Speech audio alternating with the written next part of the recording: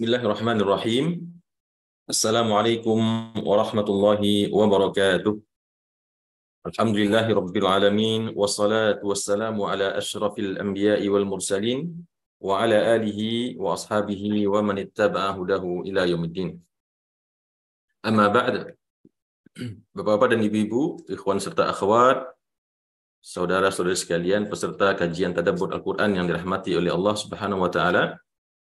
Pertama, kita bersyukur pada Allah Subhanahu wa Ta'ala yang pada kesempatan pagi hari yang cukup baik ini Allah masih melimpahkan kepada kita nikmat taufik, nikmat iman serta nikmat aman. Insyaallah kita semua dalam keadaan sehat walafiat dan insyaallah bisa menghadiri mengikuti kajian tadabbur Al-Quran kita ini sampai selesai nanti dalam keadaan baik insyaallah. Salawat beserta salam kita doakan untuk uswah dan qudwah kita, Nabi kita Nabi Muhammad sallallahu alaihi wasallam. Bapak dan Ibu, ikhwan serta akhwat yang saya muliakan, pagi ini kembali kita akan melanjutkan kajian tadabbur Al-Quran. Surah Ali Imran ayat 195 sampai 200. Insyaallah hari ini kita akan mengakhiri tadabbur surah Ali Imran ya. Masyaallah kita sudah di pertemuan ke yang 76. InsyaAllah biiznillah ta'ala hari ini kita akan menuntaskan ayat yang kedua atau surah yang ketiga daripada Al-Quran, yaitu surah Ali Imran. Masya Allah ya, tentunya ini sebuah momen yang sangat membahagiakan kita semua. Satu demi persatu ayat-ayat atau surat-surat Al-Quran bisa kita tadabburi.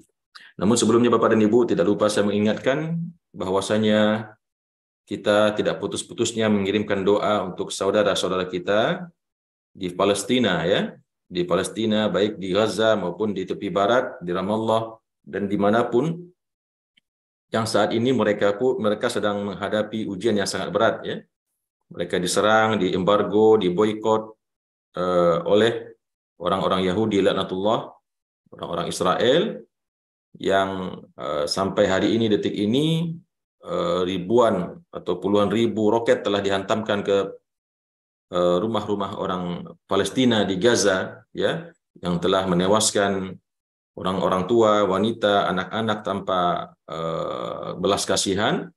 Kita doakan mereka ya. Ini yang bisa kita lakukan. Kita doakan mereka senantiasa, dan kalau ada yang memiliki kelebihan harta, maka silahkan disalurkan sumbangannya kepada lembaga-lembaga yang memang kredibel untuk menyalurkannya. A'udzubillahi minasyaitonirrajim. Bismillahirrahmanirrahim. Bapak dan Ibu rahimakumullah, ayat 195 ini tentunya masih berhubungan erat dengan ayat yang sebelumnya kemarin minggu yang lalu kita tadabburi, yaitu ayat-ayat 10 ayat daripada atau ayat-ayat terakhir daripada surah Ali Imran yang merupakan doa-doa ya, doa-doa yang Allah ajarkan kepada kita di dalam Al-Qur'an. Yang kemarin di ayat 194 Allah menyebut Rabbana wa atina ma wa'adtana ala rusulika wa la tukhzina yaumal qiyamah innaka la tukhliful mi'ad, dan doa-doa yang sebelumnya. Nah, setelah kita menyampaikan orang-orang beriman, baik orang-orang beriman pada zaman Rasulullah sallallahu alaihi wasallam, begitu juga orang-orang beriman hari ini yang baca Al-Qur'an dan membaca doa-doa ini di dalam keseharian mereka. Lalu di ayat yang 195 Allah mengatakan fastajaba lahum rabbuhum. Fastajaba lahum rabbuhum, maka Allah pun memperkenankan atau mengabulkan untuk mereka doa mereka ya. Fastajaba lahum rabbuhum. Subjeknya di akhir ya. Tuhan mereka memperkenankan bagi mereka ya doa-doa mereka yang telah mereka sebutkan di beberapa ayat sebelumnya itu tadi. Fastajaba, Allah mengistijabah ya, mengabulkan doa-doa mereka tersebut. Kemudian Allah mengatakan anni, bahwasanya atau sesungguhnya aku la udhi'u ya, aku ini tidak akan pernah menghilangkan, tidak akan pernah menghapus atau menghilangkan amala amilin minkum, amalan orang-orang yang beramal di antara kalian. Tentunya dimaksud di sini adalah pahalanya ya. Baik amalnya itu sendiri tidak akan pernah terhapus, semua nanti tercatat di sisi Allah Subhanahu wa Ta'ala. Begitu juga pahalanya, ganjaran daripada pahala tersebut akan dinampakkan oleh Allah, akan diberikan, disempurnakan semuanya oleh Allah kepada kita, baik yang baik, begitu juga yang buruk, ya. Tapi tentunya di sini maksudnya lebih kepada yang perbuatan yang baik, ya, karena berhubungan dengan doa-doa tadi yang disampaikan oleh orang-orang beriman. Fastajaba lahum rabbuhum, maka Allah pun mengijabah doa mereka. Ya, di sini juga kita bisa mengambil hikmah bahwasanya doa-doa yang tadi kita sebutkan di ayat-ayat sebelumnya itu merupakan salah satu redaksi-redaksi doa yang diijabah oleh Allah. Sehingga penting kita untuk menghafal doa-doa tersebut dan berulang-ulang juga membacanya, baik di dalam setelah kita sholat, begitu juga dalam waktu-waktu kita di saat kita berzikir, ya, kita membaca doa tersebut. Karena di sini Allah langsung mengatakan fastajaba lahum rabbuhum. Allah ijabah doa-doa mereka tersebut, ya. Dan memang kita dianjurkan untuk memakai redaksi-redaksi doa yang disebut dalam Al-Qur'an, begitu juga yang dicontohkan atau diajarkan oleh Rasulullah sallallahu alaihi wasallam, meskipun bukan berarti juga kita tidak boleh menggunakan doa-doa redaksi yang lain yang bukan dari Al-Qur'an ataupun bukan dari hadis, ya, atau bahkan mungkin dengan doa redaksi kita sendiri dengan bahasa Indonesia kah atau dengan bahasa daerah kah, Allah itu maha mengetahui, maha memahami, maha mendengar semua apapun yang kita panjatkan berupa doa kepada Allah tersebut. Maka kata Allah, anni la udhi'u amala 'amilin minkum, aku tidak akan pernah menghilangkan, ya, melupakan, menghapus amalan orang-orang yang beramal di antara kalian, min dzakarin au untha, baik hamba itu laki-laki maupun hamba itu perempuan, ya. Jadi di sini Allah pertegas bahwasanya yang Allah perhatikan itu di antara hambanya bukan laki-laki saja. Karena mungkin sebagian ada yang mengira di Al-Qur'an itu kenapa perintah, ya, hanya untuk laki-laki banyak disebutkan, pahala, ganjaran, kemuliaan, kedudukan hanya banyak disebutkan untuk laki-laki. Namun di sini Allah pertegas tidak ada bedanya dalam pandangan Allah. Laki-laki dan perempuan semuanya sama dalam pandangan Allah. Siapa yang beriman, siapa yang bertakwa, semuanya akan mendapatkan ganjaran pahala yang setimpal, ya, atas semua ketaatan, kesolehan yang mereka lakukan di dunia. Min dzakarin au untha, baik laki-laki maupun perempuan, ba'dukum min ba'd, ya, sebagian kamu dan sebagian yang lain, yang ini bisa diartikan dengan sama semuanya, ya, satu sama lain sama, ya, tidak ada bedanya sedikit pun, baik laki-laki maupun perempuan semuanya diberikan pahala di atas semua bentuk ketaatan dan kesolehan yang mereka lakukan. Nah, itu Allah ingin menyampaikan kepada kita kabar gembira tersebut, bahwasanya Allah mengijabah doa-doa orang yang berdoa kepadanya, dan Allah menyampaikan, mentakkidkan bahwasanya semua amal ibadah itu akan diberikan ganjaran oleh Allah, ya, tidak ada satupun yang dihilangkan, sehingga tentunya doa ini membuat kita, atau hal ini membuat kita terus optimis berbuat kebaikan, ya. Tidak ada satupun yang luput dalam catatan Allah. Malaikat yang ditugaskan oleh Allah mencatat pagi, siang, dan malam. Bahkan apapun yang terbetik dalam hati kita berupa kebaikan, semuanya pun dicatat oleh malaikat. Ya, tidak ada satupun, ya, sekecil apapun yang hilang dalam catatan Allah dari perbuatan baik itu, baik yang itu dilakukan oleh orang laki-laki maupun perempuan, semuanya sama, ya, sama derajatnya, perlakuannya. Kemudian falladzina hajaru, maka adapun orang-orang yang berhijrah, ya, orang-orang yang berhijrah, ya, kita sudah pernah kalau tidak salah membahas bab hijrah dalam tadabbur kita, ya. Kalau kita kembalikan kepada maksud utama daripada ayat yang kita baca ini, tentu maksudnya adalah orang-orang yang berhijrah pada zaman Rasulullah Sallallahu Alaihi Wasallam, yang berhijrah dari Makkah ke Madinah, berhijrah dari Makkah ke Habasyah, ya, berhijrah dari Makkah ke Taif. Maka orang-orang ini yang disebut dengan orang-orang berhijrah, ya. Wa ukhriju min diyarihim, dan mereka itu dikeluarkan, diusir dari kampung-kampung tempat mereka tinggal, ya. Wa udhu fi sabili, dan mereka itu disakiti, ya, disakiti, dilempar dengan batu, dikejar, ada yang disiksa, ya, para sahabat Rasulullah dihimpit dengan batu, ada yang ditusuk dengan panah, dengan tombak dari perutnya. Begitu banyak intimidasi yang mereka dapatkan, ya. Wa qatalu, dan orang-orang yang berperang di jalan Allah, berjihad dengan senjata, ya, yang ikut serta dalam peperangan, wa qutilu, dan orang-orang yang terbunuh mati syahid di dalam peperangan, ya. Sebelum kita lanjutkan, kita ingin sedikit jelaskan Bapak dan Ibu, tentunya yang dimaksud di sini bukan spesifik khusus kepada orang-orang yang hidup pada zaman Nabi Muhammad saja. Ayat ini berlaku untuk semua umat Islam, untuk semua umat Nabi Muhammad SAW yang berhijrah, ya, baik sejak zaman Nabi Muhammad, di zaman setelahnya, sampai hari ini dan sampai hari kiamat. Siapapun yang melakukan hijrah di antara umat Islam, meninggalkan kampung yang di situ dia tidak bisa menegakkan agamanya. Jika dia berada di suatu negeri, kampung, daerah, yang di situ dia tidak bisa menunaikan sholat, dia tidak bisa berpuasa, ya, dia tidak bisa menunaikan segala macam bentuk perintah Allah, dan bahkan dia terpaksa harus melakukan perbuatan mungkar dan maksiat, maka hukumnya wajib bagi orang tersebut untuk hijrah, meninggalkan negeri atau kampung tersebut, selama memang itu memungkinkan, ya, selama itu memang memungkinkan, karena ada pengecualian untuk orang-orang yang memang tersandera, seperti saudara-saudara kita di Uighur misalkan, di Rohingya misalkan. Mereka tentu ingin berhijrah, ya, meninggalkan negeri mereka tersebut, tapi rezim yang menguasai mereka tidak memberikan kepada mereka barang sejengkal pun atau kesempatan sekecil apapun untuk mereka bisa melarikan diri dari negeri mereka tersebut. Maka untuk orang-orang seperti ini, mereka punya perlakuan khusus, ya.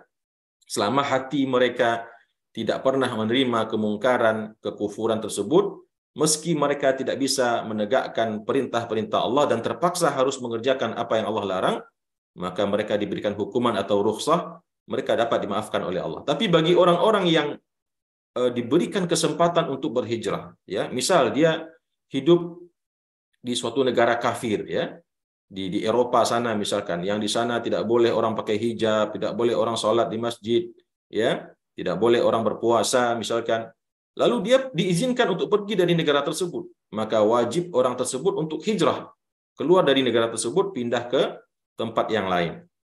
Nah, ini mungkin nanti ada beberapa turunan yang bisa kita detailkan lagi terkait hijrah ini, karena kalau kita mau bahas secara detail cukup panjang waktunya, karena ada beberapa hukum-hukum hijrah, ya, terkait dengan situasi dan kondisi yang dihadapi oleh seorang mukmin yang bersangkutan ketika dia berada di suatu tempat di mana dia menghadapi intimidasi, menghadapi tekanan, menghadapi perlakuan yang membuat dia tidak bisa menegakkan agamanya. Maka ini ada beberapa turunan hukum hijrah dalam hal ini. Kemudian wa ukhriju min diyarihim, orang-orang yang diusir dari kampung mereka, ya, diusir dengan paksa, yang padahal itu negeri mereka sendiri, kampung mereka sendiri, ya, yang tentunya di sini, ya, Allahu alam, ya, apakah masuk kepada orang-orang yang tanahnya dicaplok misalkan gitu, ya, dicaplok, direbut oleh penguasa, lalu mereka melakukan perjuangan, ya. Tentu ini ada hukum-hukum yang lebih detail lagi. Seandainya mungkin mereka diberikan ganti yang lebih baik, tidak sekadar dirampok begitu saja, maka hukumnya bisa berubah, ya. Tapi kalau hanya diusir, diluang ke laut misalkan, atau disuruh lari ke gunung, terserah di mana mau tinggal, yang penting tanah mereka harus dikuasai dengan alasan untuk investasi, maka ini tentu ada hukum yang perlu ditetapkan di situ, apakah mereka berhak untuk berjuang di sana sampai titik darah penghabisan atau tidak, ya. Tentu situasional sifatnya. Wa udhu fi sabili, dan mereka juga disakiti, ya, diintimidasi, seperti saudara-saudara kita di Rohingya, di Uighur, di belahan bumi manapun yang mereka disakiti, termasuk juga di Palestina.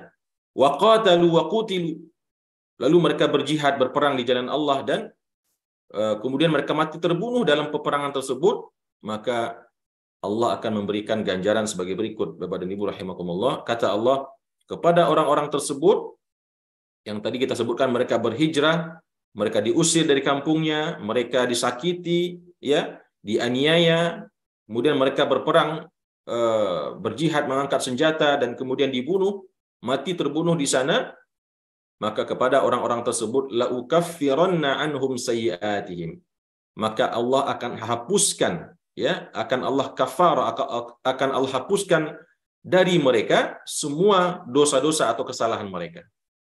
Yaitu ganjaran Allah berikan, meskipun mereka mati, ya, mati tidak bisa mendapatkan apa yang mereka inginkan, tapi Allah berikan ganjaran kepada mereka, Allah akan hapuskan semua dosa-dosa mereka, ya. Makanya kenapa mati syahid itu sangat mulia, mati syahid itu sangat merupakan sebuah keberuntungan, karena orang-orang yang mati syahid, sebagaimana dijelaskan dalam hadis Rasulullah SAW, dia akan menjadikan orang tersebut masuk surga tanpa hisab, insya Allah, ya, karena apa yang dialami tersebut, kesungguhannya dalam berjuang di jalan Allah, membuat dosa-dosanya dihapuskan oleh Allah. Seperti yang disebut dalam ayat ini, ya, la ukaffiranna anhum sayyi'atihim. Allah akan menghapuskan dosa-dosa dan kesalahan mereka, wa la udkhilannahum jannat. Ya, dan aku akan masukkan mereka, kata Allah, ke dalam taman-taman surga, ke dalam surga atau taman-taman, kebun-kebun, jannat, ya. Itu surga maksudnya. Tajri min tahtihal anhar, ya, yang mengalir di bawahnya itu sungai-sungai, ya. Sering kita mendapatkan redaksi ini, Bapak dan Ibu, ketika Allah menyebut surga, ya, rata-rata diiringi dengan tajri min tahtihal anhar, ya. Ya, ini tentunya karena memang pada waktu itu Al-Qur'an ini pertama kali diturunkan untuk orang-orang Arab yang secara psikologi mereka sangat mendambakan hidup di suatu tempat, ya, yang di sana itu ada kebun-kebun, ya, tanaman-tanaman, bunga-bunga yang di sampingnya, ya, tidak jauh dari situ mengalir sungai dengan air yang jernih, ya, ada ikannya. Tentunya ini sebuah pemandangan yang kehidupan yang sangat membahagiakan, terutama bagi mereka orang-orang Arab yang hidup pada zaman Al-Qur'an ini turun. Ya, meskipun ini mungkin bagi kita orang Indonesia, ya, sebagian bukan sesuatu yang terlalu istimewa, ya. Tapi sekali lagi kita tidak pantas berpikir demikian, karena apa yang Allah berikan nanti berupa sungai-sungai yang ada di dalam surga tidak ada bandingannya dengan sungai-sungai yang kita lihat hari ini.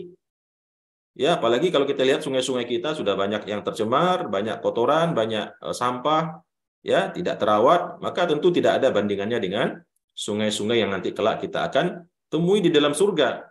Yang dalam sebagian dan dalam Al-Qur'an disebut sebagian sungai tersebut mengalir di dalamnya air susu dan air madu, ya, yang menjadi minuman bagi penduduk surga. Thawaban min indillah, yang semua itu yang Allah berikan berupa penghapusan dosa dan dimasukkan ke dalam surga itu adalah thawaban min indillah, merupakan pahala, balasan, ganjaran, thawab, ya, upah atau pahala min indillah, dari Allah Subhanahu, dari sisi Allah Subhanahu wa taala. Wallahu indahu husnul thawab, dan Allah itu padanya terdapat pahala yang sangat baik, ya, yang melebihi ekspektasi kita, yang melebihi bayangan kita, ya. Allah menyiapkan pahala itu, Bapak dan Ibu, melebihi ekspektasi kita saat ini di dunia. Seorang mukmin yang nanti kelak masuk surga, dia akan terkaget-kaget begitu, melihat betapa besarnya pahala yang Allah berikan untuk amal soleh yang pernah dia lakukan di dunia, sekecil apapun amal soleh tersebut. Karena Allah mengatakan, wallahu indahu husnul thawab. Allah itu padanya terdapat pahala yang sangat baik. Kemudian Bapak dan Ibu, ikhwan serta akhwat rahimakumullah, di ayat 196, Allah mengatakan, ya, dan ayat ini adalah untuk menghibur dan mengokohkan hatinya Nabi Muhammad SAW dan pengikutnya, dan kita juga yang hidup pada hari ini. Allah mengatakan, la yaghurrannak, ya, la yaghurrannak, janganlah kamu sampai terperdaya, atau bisa kita artikan juga, janganlah kamu sampai merasa kagum, merasa silau, ya, berdecak kagum, merasa salut, merasa memandang dengan pandangan yang menganggap mereka itu hebat, ya. La yaghurrannak, ya, jangan sampai kalian merasa demikian, merasa terperdaya, merasa kagum, merasa salut, merasa melihat mereka agung dan lain sebagainya macamnya. Ya, apa itu yang tidak boleh membuat kita merasa seperti itu? Yaitu taqallubul ladzina kafaru fil bilad. Taqallub itu dalam bahasa Arab artinya bolak-balik, ya. Orang-orang kafir yang bolak-balik, ya, dengan gagah dan jumawanya, dengan sombong, ya, dengan segala kelebihan yang mereka miliki, hartakah, ya, apapun itu. Di sini diartikan dengan kebebasan, ya. Namun yang lebih tepat artinya adalah kebebasan atau kejumawaan, ya, kesombongan orang-orang yang kafir, di mana mereka bolak-balik, ya, menyembusungkan dada, menyombongkan diri kepada umat Islam, ya. Jadi kata Allah Subhanahu wa taala, janganlah sampai engkau, wahai Muhammad dan para pengikutmu, merasa terperdaya, merasa kagum dan salut melihat mereka. Ya. Dan ini tentu la yaghurrannaka taqallubul ladzina kafaru fil bilad. Jangan sampai membuat engkau terperdaya atau kagum atau salut melihat tindakan-tindakan kebebasan atau bolak-baliknya orang-orang yang kafir di kampung ini, di negeri ini, yaitu pada saat itu di Madinah tentunya, dan begitu juga dimanapun kita berada saat ini, termasuk juga di Indonesia, di negeri kita ini, atau dimanapun. Ya, kita tidak boleh salut, tidak boleh kagum dan memandang mereka lebih baik, atau bahkan mungkin ada yang memandang mereka mungkin mereka yang benar, nauzubillah ya, karena mereka melihat orang-orang tersebut mendapatkan kenikmatan, ya. Dan ini juga mungkin bisa disampaikan kepada saudara-saudara kita di Israel, di Palestina sana, di Gaza terutama. Ya, kalau mereka tidak punya iman, mereka akan merasa putus asa. Kenapa Allah begitu tidak kasihannya kepada kami, begitulah kira-kira ya. Kenapa kami harus siang, pagi dan malam diserang, dibombardir, ya, diruntuhkan bangunan-bangunan di atas kepala kami? Kenapa kami harus melihat sepanjang waktu anak-anak kami mati, terbunuh? Wanita-wanita, orang-orang tua kami terbunuh, ya, dengan mudahnya dan murahnya nyawa mereka. Sementara orang-orang kafir, ya, di Eropa, di Amerika sana, di Israel sana, bebas berkeliaran tanpa diazab sedikit pun. Bahkan mereka diberikan kenikmatan dunia yang begitu banyak. Ya, termasuk juga di Indonesia, betapa banyak kita melihat orang-orang yang angkuh, pongah dan sombong, menyombongkan diri di hadapan agama Allah, berucap seenak hatinya, sesumbar, menghina agama, ya, menghina agama dan menghinakan umat Islam. Betapa banyak orang itu kita lihat. Namun kata Allah, la yaghurrannaka taqallubul ladzina kafaru fil bilad.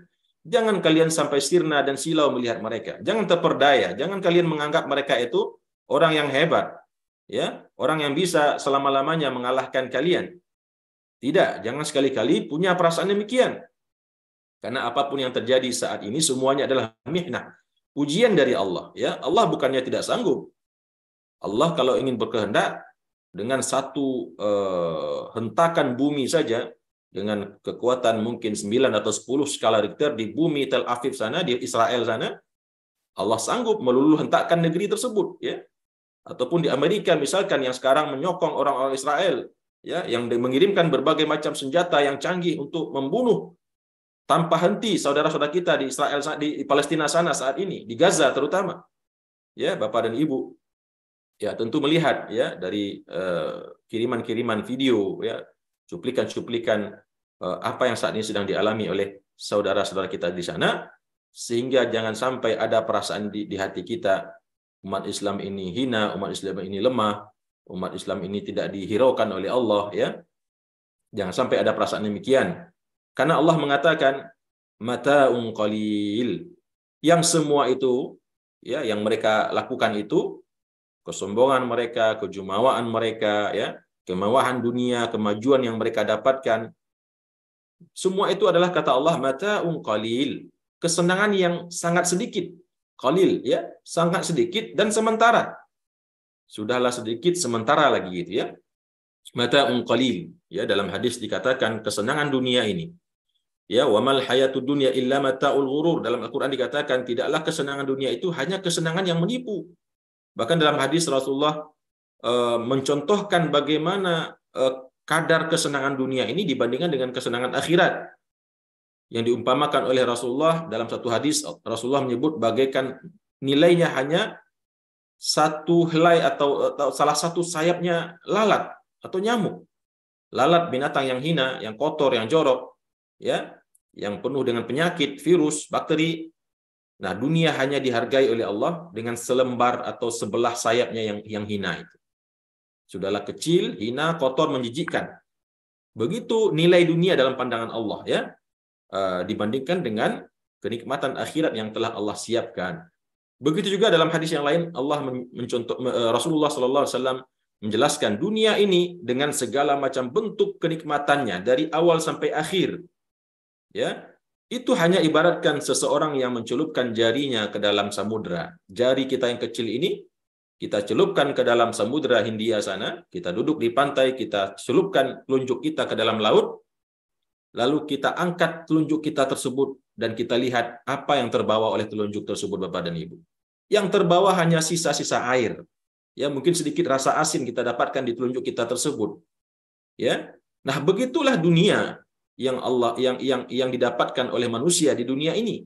Itu pun dibagi-bagi oleh sekian miliar manusia yang sebesar sekadar air yang terbawa oleh telunjuk yang masuk ke dalam air lautan samudera itu tadi, Bapak ini. Hampir tidak ada yang terbawa, kan?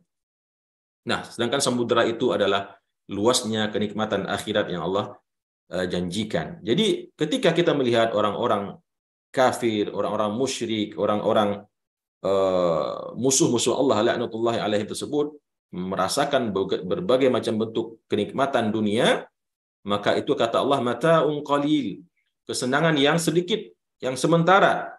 Tsumma ma'wahum jahannam, kemudian tempat mereka tinggal, tempat mereka kembali nanti adalah neraka jahanam, ya. Wa bi'sal mihad, dan itu adalah seburuk-buruk tempat tinggal nanti. Ya, neraka jahanam. Kita sudah paham tentunya ya, sudah banyak mendengar bagaimana kira-kira gambaran kehidupan neraka jahanam, yang meskipun kalau bisa kita membayangkan pada hari ini betapa tersiksanya orang di sana nanti kelak, namun sebenarnya belum tentu itu ya, tidak persis itu yang akan didapatkan, bahkan melebihi ekspektasi kita berkali-kali lipat. Waliyazubillah. Jadi di sini Allah mengatakan jangan kita terperdaya, kagum, ya, silau, ya, atau putus asa melihat kehebatan orang kafir. Semua itu hanya kesenangan yang sementara, kesenangan yang sedikit, tapi mereka sebentar lagi begitu nyawa mereka berpisah dengan badannya, maka mereka akan segera mendapatkan azab, ya, tempat kembali mereka itu neraka jahanam. Lakinil ladzina taqaw rabbahum, ya, akan tetapi kata Allah di ayat berikutnya, akan tetapi orang-orang yang bertakwa kepada Tuhan mereka. Ya, kalau tadi orang-orang kafir diberikan jahanam, maka sekarang tadi sudah disebutkan di atas ya, balasan bagi orang-orang yang berhijrah, sabar ketika diusir dari kampungnya, sabar ketika disakiti, ya.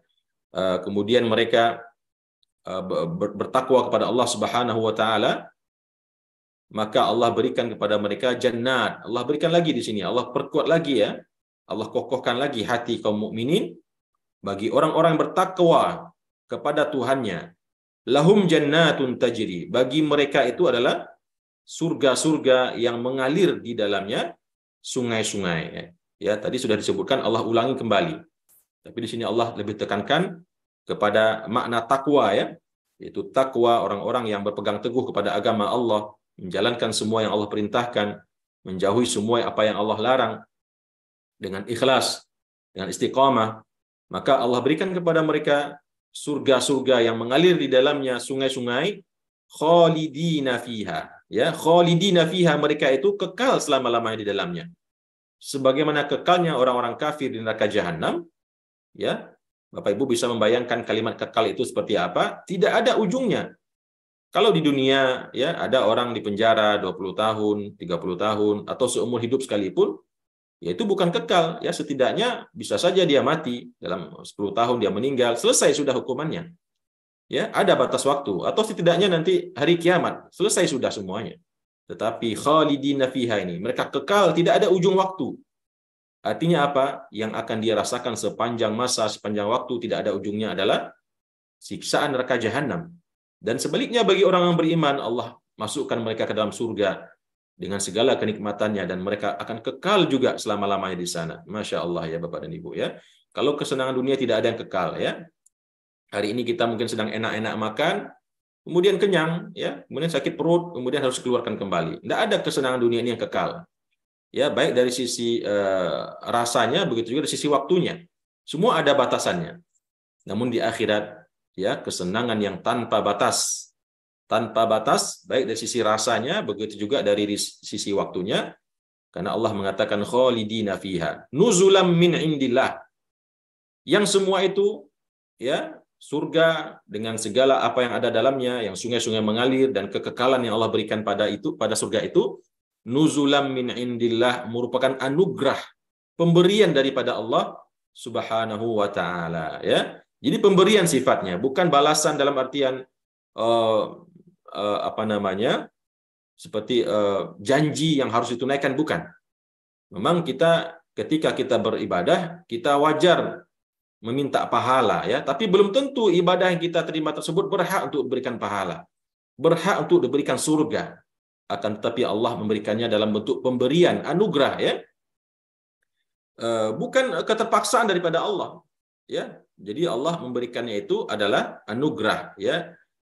Bahkan Rasulullah pernah mengatakan dalam hadis, kita semua akan masuk surga karena kemurahan hatinya Allah, bukan karena keterpaksaan Allah yang sudah berjanji semua orang beriman beramal soleh akan masukkan dalam surga, bukan ya. Mau kita beriman beramal soleh sebesar dan sekuat apapun, kalau memang Allah tidak berkehendak, ya belum tentu kita bisa masuk ke dalam surganya. Makanya masuk surga itu adalah anugerah dan pemberian daripada Allah Subhanahu wa taala. Wa ma indallahi khairul lil abrar.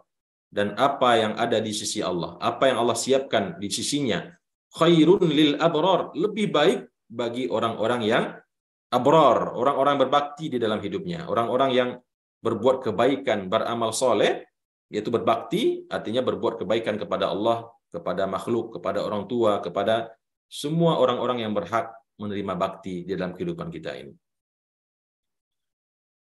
Kemudian Bapak dan Ibu rahimakumullah, di ayat yang 199 Allah sedikit menggeser cerita, menjelaskan kembali tentang hakikat daripada ahlul kitab ya, yang pernah kita bahas dalam pertemuan-pertemuan sebelumnya, yang tentunya masih ada berhubungan dengan ayat-ayat yang sebelumnya, karena ini memang akhir surat Ali Imran ini masih berhubungan dengan cerita ahlul kitab ya.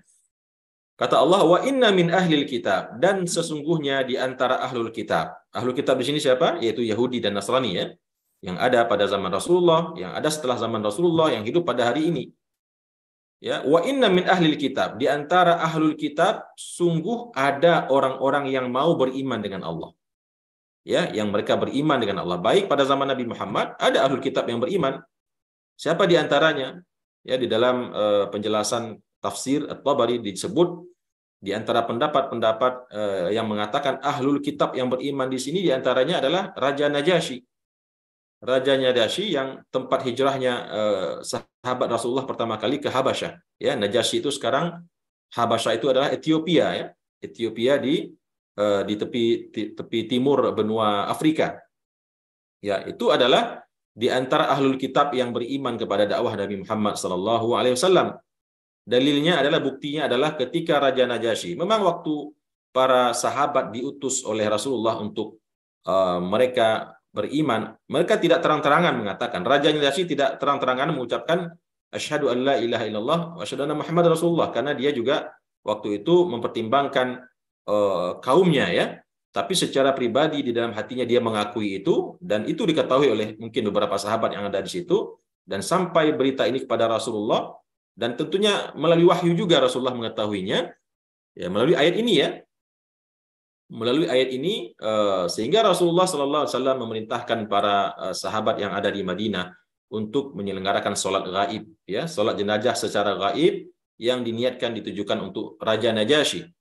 Ya, sebelum sholat itu ditunaikan, para sahabat sempat berprotes. Ya Rasulullah, bukankah dia orang ahlul kitab ya, orang kafir ya, dari kalangan Nasrani? Maka pada saat itu turunlah ayat ini ya, untuk menjelaskan kepada para sahabat bahwasanya ada di antara ahlul kitab itu orang-orang yang mau beriman dengan Allah dan beriman dengan apa-apa yang diturunkan kepada kamu atau kepada kalian umat Nabi Muhammad, yaitu Al-Qur'an. Wa ma unzila ilaihim, dan apa yang diturunkan kepada mereka, baik Taurat maupun Zabur. Ya, ada juga dari kalangan Yahudi yang masuk Islam, yaitu Abdullah bin Salam.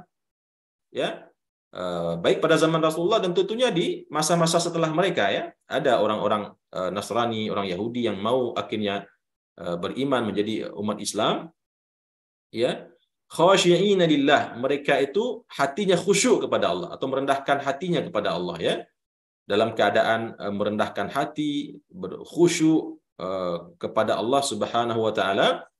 Wala yashtaruna biayatillahi, dan mereka tidak mau menukar ayat-ayat Allah dengan harga yang sedikit. Mereka tidak mau merubahnya. Mereka tidak mau menggonta-ganti ayat-ayat yang ada dalam kitab mereka, ya, memutarbalikkan fakta, menghapus yang menurut mereka tidak menguntungkan dan menambah-nambah menurut mereka yang menguntungkan. Maka orang-orang yang disebut dalam ayat ini tidak mau melakukannya meskipun mereka ahlul kitab. Ya, karena kata Allah ada orang kitab ahlul kitab itu yang beriman, yang baik imannya, khusyuk hatinya kepada Allah dan tidak mau mengubah-ubah kitabnya dan menggantinya dengan harga yang sedikit, maka kata Allah ulaika, mereka itu adalah lahum ajruhum, bagi mereka Allah sediakan pahala. Allah berikan ganjaran pahala inda rabbihim, di sisi Tuhan mereka. Innallaha sari'ul hisab. Dan sesungguhnya Allah itu sangat cepat di dalam melakukan perhitungan. Jadi Bapak dan Ibu, kesimpulan dari ayat ini, ada ternyata di antara ahlul kitab, baik pada zaman Nabi, setelahnya dan sampai hari ini dan hari kiamat, tetap akan ada nanti orang ahlul kitab itu yang mau beriman. Ya, jadi kita tidak bisa mengatakan hidayah telah tertutup. Bahkan dari kalangan Yahudi itu sendiri mungkin, ya, dengan izin Allah akan ada di antara mereka yang beriman kepada agama Islam. Maka Allah mengatakan innallaha sari'ul hisab. Allah itu maha cepat hisabnya. Ya, kenapa Allah sebut maha cepat hisabnya? Karena kalau hisab itu lambat, Bapak dan Ibu, itu suatu penderitaan lagi. Baik itu untuk kebaikan maupun keburukan, ya. Kalau kita membayangkan hisab nanti di akhirat itu lambat, sesuai dengan umur orang yang dia lalui, ada yang umurnya 70 tahun, 80 tahun, ya, ada yang amalannya sangat banyak. Ya, kalau menggunakan hitungan standar manusia biasa, tentu prosesnya sangat lama. Tapi Allah punya teknologi yang maha canggih, ya. Begitu orang yang tampil keluar keren, ya begitulah kira-kira kita menggambarkan, ya. Dia masuk kepada suatu sistem Allah, langsung terpajang summary atau kesimpulan atau total daripada ganjaran yang akan dia peroleh, baik itu kebaikan maupun keburukan, ya.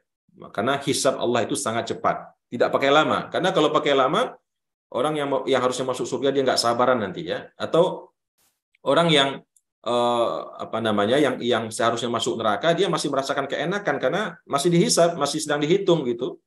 Belum waktunya masuk neraka, tapi tidak. Allah itu sangat cepat hisabnya. Orang yang mukmin segera masuk surga, orang yang kafir, musyrik, asi, semua cepat juga akan mendapatkan ganjarannya masuk dalam neraka. Kemudian di ayat yang terakhir Bapak dan Ibu rahimakumullah, Allah menutup ayat ini dengan mengatakan, ya ayyuhalladzina amanu, wahai orang-orang yang beriman, semuanya Allah panggil. Ya, baik umat Nabi Muhammad yang ada bersama beliau, yang setelahnya, hari ini dan sampai hari kiamat. Allah menyeru mereka semua, ya ayyuhalladzina amanu, isbiru. Bersabarlah, ya. Perintah sabar secara umum. Kita harus bersabar semuanya, ya. Sebagaimana banyak diperintahkan dalam ayat-ayat yang lain, ya ayyuhalladzina amanu sta'inu bis sabri was shalah. Ya, kemarin sempat kita jelaskan, ada yang bertanya, sabar itu apa maksudnya? Sabar itu ada 3 pembagian pernah kita sampaikan. Sabar di dalam menghadapi ujian, cobaan, fitnah yang sedang dialami, yang ditimpakan oleh Allah, ya. Sabar, tidak berkeluh kesah, tidak putus asa, tidak menangisi, meratapi, tapi memulangkannya, mengikhlaskannya, mentawakalkannya semua kepada Allah. Itu sabar yang pertama. Dan itu harus dilakukan sejak kesempatan pertama, dalam artian ketika kita ditimpa musibah, ya, misal kita kehilangan harta atau kehilangan jiwa yang kita cintai, bukannya menangis dulu, meraung-raung dulu, ya. Ada yang mungkin sampai menjambak-jambak rambut, merobek-robek baju, berguling-guling di tanah, kemudian datang orang banyak menenangkan, menghibur, baru dia sabar. Bukan itu yang sabar. Karena dalam sebuah ungkapan, kalau tidak salah itu hadis, dikatakan innamas sabru inda sadmatil ula. Yang dikatakan sabar itu Bapak dan Ibu, ketika pertama kali ujian itu datang kepada kita, misal nih, kita dapat berita, kabar ibu kita meninggal, innalillahi wa inna ilaihi rajiun. Kita langsung mengucapkan innalillahi wa inna ilaihi rajiun. Pada saat itu kita langsung sabar, ya, memulangkannya kepada Allah, mengikhlaskannya, ridho. Nah, itulah yang dimaksud dengan sabar. Bukannya menangis dulu, meraung-raung, meratap, mengucapkan kalimat-kalimat ratapan yang seperti apa itu. Lalu kemudian setelah 1 hari 2 hari orang datang melayat, dipeluk sama orang, disabari, baru sabar. Bukan itu yang dimaksud dengan sabar, ya. Jadi sabar itu pada kesempatan pertama ujian, musibah atau fitnah itu menimpa kita, itulah yang dimaksud dengan sabar. Kemudian sabar yang kedua, sabar di dalam menahan hawa nafsu yang mengajak kita, inna nafsa la'ammaratun bisu, yang setiap waktu, ya, terutama di saat kesempatan itu datang, terpampang di hadapan kita, tidak ada yang menghalanginya, tidak ada yang mengetahuinya mungkin dengan mudah bisa kita lakukan, maka di saat itu kita bersabar, tidak mau melakukannya. Dan yang ketiga, sabar dalam beribadah. Memang ibadah itu tidak mudah, tidak ringan. Salat, wasta'inu bis-sabri was-shalah wa innaha lakabiratun illa 'alal khashin. Salat itu sangatlah berat, kecuali bagi orang-orang yang khusyuk.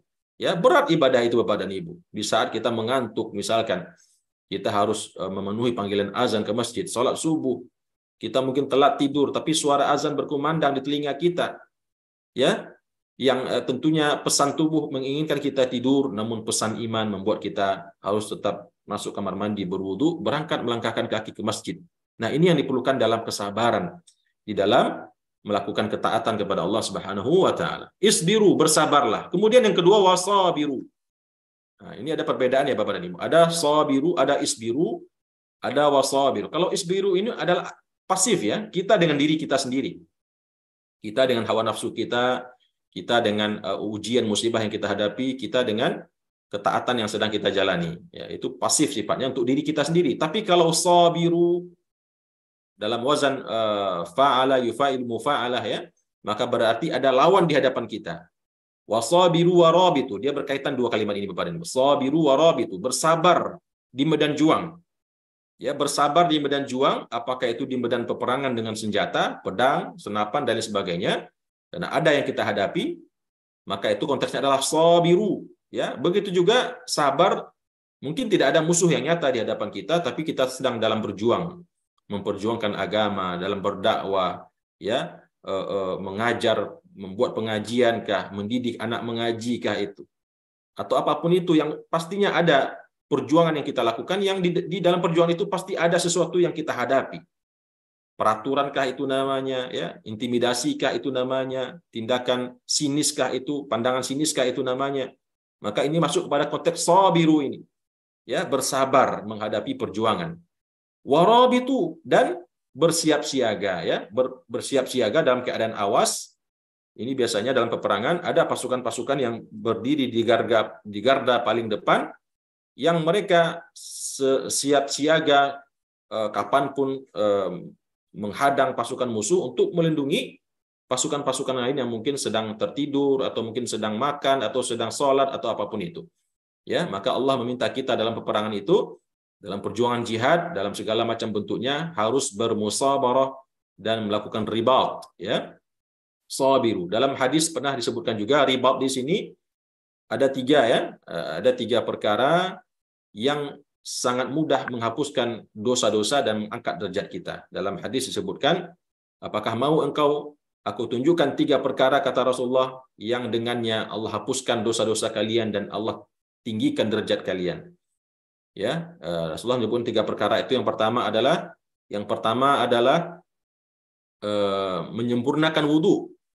Ya, menyempurnakan wudu di saat kita tidak suka untuk menyempurnakan wudu. Mesin cuaca dingin, ya. Cuaca dingin, mungkin kita tinggal di negeri yang ada saljunya, sehingga kita agak enggan berwudu. Maka orang yang sanggup menyempurnakan wudu, maka dia termasuk dalam golongan ini. Kemudian yang kedua, menunggu waktu sholat setelah sholat. Orang yang setelah sholat maghrib dia beriktikaf di masjid, kemudian dia menunggu waktu sholat berikutnya, dan begitu juga di waktu-waktu sholat yang lain, ya.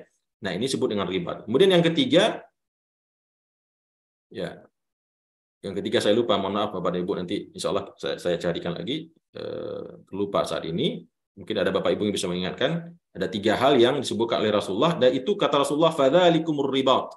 Ya, yang ketiga adalah membuang duri, ya. Imatatul adza anit turqat anit tariq, membuang duri, membuang sesuatu yang merintangi orang-orang mukmin, orang muslim dalam perjalanannya. Ya, ada duri di jalan, ada kayu, ada pakunya, mungkin ada sesuatu yang menghalangi lah. Baik itu di jalanan maupun dalam suatu lingkungan, ya. Kemudian kita dengan inisiatif kita buang gangguan tersebut, maka ini juga satu di antara tiga hal yang Rasulullah mengatakan fadzalikumur ribat. Fadzalikumur ribat, ya. Itulah yang maksud dengan ribat di sini. Orang yang senantiasa mawas diri, ya, bersiap siaga di dalam berjuang di dalam agama Allah. Wattaqullaha la'allakum tuflihun, dan bertakwalah kalian semua kepada Allah mudah-mudahan, supaya kamu, ya, la'allakum tuflihun. Bukan mudah-mudahan ya, supaya kamu, karena ini pasti artinya. Kalau mudah-mudahan ya berarti bisa dapat, bisa tidak. Tapi kalau orang bertakwa kepada Allah, maka dia pasti akan mendapatkan kemenangan, keberuntungan, dan kesuksesan. Bapak dan Ibu, ikhwan serta akhwat, saudara-saudara sekalian yang saya muliakan, ya, demikianlah tadabbur Al-Quran surah Ali Imran, ayat terakhir atau halaman terakhir daripada surah Ali Imran, ayat 195 sampai ayat 200 pada pagi hari ini yang telah kita sampaikan. Mudah-mudahan beberapa ibrah di sana bisa memberikan pencerahan, bisa menambah keimanan kita kepada Allah Subhanahu wa taala, menambah keyakinan kita kepada Allah Subhanahu wa taala, dan semakin mengokohkan hati kita di dalam agama Allah ini, dan semakin meningkatkan semangat kita untuk memperbanyak ibadah kepada Allah Subhanahu wa taala. Demikian dari saya. Terima kasih atas kehadiran dan perhatian Bapak dan Ibu, dan mohon maaf atas kekurangan penyampaian saya, salah dan khilaf ucapan dan perkataan. Kita lanjutkan dengan diskusi. Aqulu qauli hadza wa astaghfirullah li wa lakum. Wassalamualaikum warahmatullahi wabarakatuh.